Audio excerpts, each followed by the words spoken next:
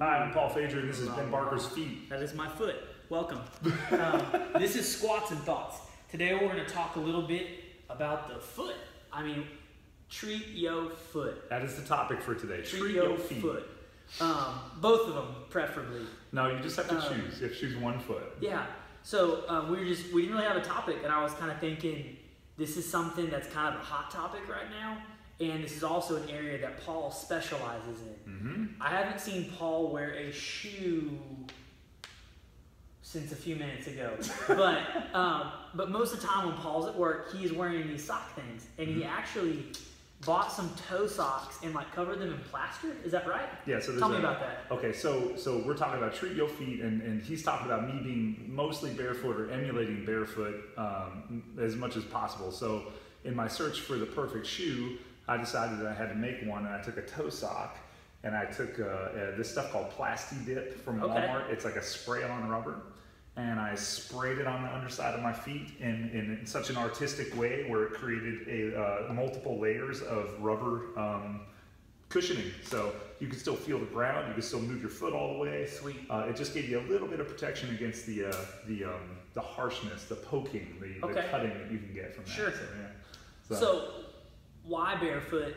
Why do we need to do that? Why do we need to treat your feet? Yeah. And what's the problem with wearing a rigid shoe all the time? Or shoes in general. Yeah. All the time. Okay. Yeah, I'll go even that far. So again, this is a huge thing I got a lot of personal experience with, and the first thing I'd like to point out is that the feet are the base of the body. Right? Sure. It's like the foundation of everything. Okay, so if there's a problem in the foundation of a building, then the framing that comes up on that foundation is going to have issues. Sure. Right? Okay, so you need to make sure the foundation is solid. Yes?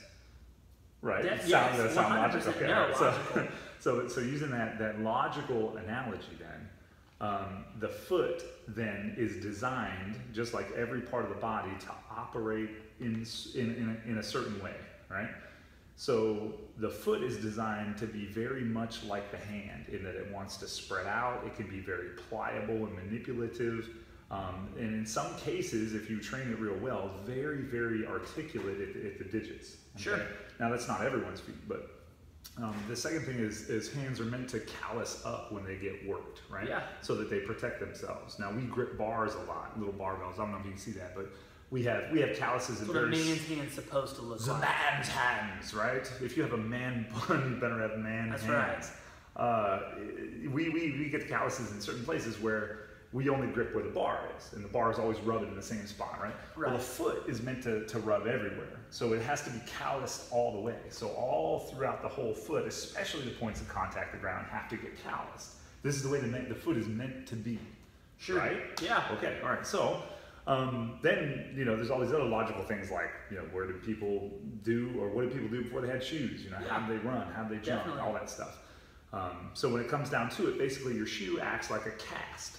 And it prevents the foot from spreading out the way it should, and it prevents it from being calloused and roughed up the way it should. And then suddenly that foot then learns in a very, very sensory deprivation environment that it can be totally relaxed and doesn't have to do any work or very little work, and then it starts to atrophy, and it just becomes this thing, more like a hoof than a foot. And hopefully I led you from point A to point B well enough with that, but that's the whole point of treat your feet. Well, think about this too. You're thinking well, I wear shoes all the time. Why do my feet need to be strong? But let's just think, even from a performance standpoint, think about a guy like me who's trying to get 1% better. Yeah. Just 1%. And I spent a lot of time training, and I'm just grasping at straws trying to get a little bit better. What if this is just one area of my body that is untapped, that I could just get a little bit better, right? So my feet get stronger. I think that then travels upstream a little bit, You right? bet. Not just a little. Into my calves and my legs and the rest of my body. And if that's stronger, why wouldn't that help me when I snatch and when I do a box jump? And when I do have shoes on and I'm running and that's stronger, should that not help me? Yeah, it should. Right? Well, so there's a big correlation between like hand strength and shoulder stability, Yes. right? So gripping something hard, the stronger your grip is, the more stable your shoulder is in general, right? And the foot's the same way. The more the foot has action and motion and the ability to be used, muscularly, like I've been doing with my hand, the more the hip gets more stable. So just like there's a line from the tip to the base here at this limb, that line runs the same thing here. Sure. So yeah, 100% it travels upstream. And we know what affects the hip affects the spine. Definitely. So there you have a correlation now right from the foot to the core of the body. So I'm Joe Blow. How does this apply to me? One thing that Paul, I've worked on this a little bit. Number one, if you're going to experiment with barefoot running, start small. Yeah. You don't go out on an asphalt street and run a mile barefoot. That's the worst decision ever. Yeah. Paul suggested to me when I started, he was like, just go outside. He's like, go outside and walk for like 5 to 10 minutes barefoot, just walk. Yeah. And he's like, it's going to blow your mind, because you think when I go walking down the street in my shoes, I'm not even thinking about what I'm doing. I'm just going. Yeah. When I take my shoes off, I started literally walking from my front door, going down the hill to get my mail. And you're walking, and all of a sudden, I'm doing all kinds of weird stuff, and I'm stepping on a rock, and my hips are reacting in a different way, and my feet are touching in a different way. Yeah. And I'm thinking about each and every step that I'm taking. Yeah. And just like, there's just so many reactions and things happening in your hips and your glutes and hamstrings and everything are firing. At first it activates a lot more muscle activation, right? There's so many more things that are firing. And then again, that shows that instant correlation from foot to hip, right? Yes. Instantaneous. And that's because the foot, usually when you first start, your foot has been in a sensory deprivation environment. So every little thing is like huge. Like it's so used to a cushiony surface. All those nerve endings are so used to not feeling. And they're reaching out for sensation all the time because that's its job. And then you take that away and you step on even like grass, and all of a sudden everything is like, and the slightest little thing starts to make you change. And that changes as your foot gets calloused, Yes. and it gets a little bit better. But yeah, no joke. If you start, if you're Joe Blow and you're just trying to like get started with barefoot stuff, just walk. Just take your shoes off and walk. And thankfully, concrete is an excellent way to get the calluses roughed up, and then you can start going off terrain a little bit. So. And like I love to deadlift without my shoes on. And you want to talk about just more activation, like in your posterior chain. Yeah. You think about if you're in a running shoe and your heel is elevated, that just automatically puts you, you're favoring your quads a little bit more. Right? When that heel drops down, you're automatically going to feel a little more tension in your hamstrings, right? So, start small. If you're a CrossFitter, take your shoes off when you deadlift. Yeah. I don't recommend it when you're snatching and things like that, but start small with a deadlift. I will, on the other hand, recommend it for everything you do. Oh. On the other hand, I will. It's, and this has to be a very logical progression. You can't just say, well, I've never done this before, so I'm just all in. You're going to find problems when you do that. But so I'm glad you brought up deadlifting. So let's talk about that. Okay, let's do it. So a good deadlifting shoe is solid, right? Because we want good transfer to the floor, right? Chucks. But not chucks or something hard in the sole. But not everyone has a solid shoe. So if there's even a little bit of give in that shoe, the foot where it should be, I'm gonna make a little arch here on my hand, should be stable right here, right? It is now wobbling inside of that instability, and your foot is just doing way too much work, which is causing all sorts of instability up the chain. But if your foot is barefoot and your arch is strong from being barefoot, you're gonna plant that foot and you're gonna deadlift, and your force is gonna transfer right into the surface you're on. Yes. So it does make the arches much stronger. And if there's any give in the shoe, right, then there's gonna be change in the technique or wobbly in the technique. And you gotta think, deadlifting. For most people, that's 250 plus. Yes. Okay. For most people who work out, that's 300 plus. Sure. Okay.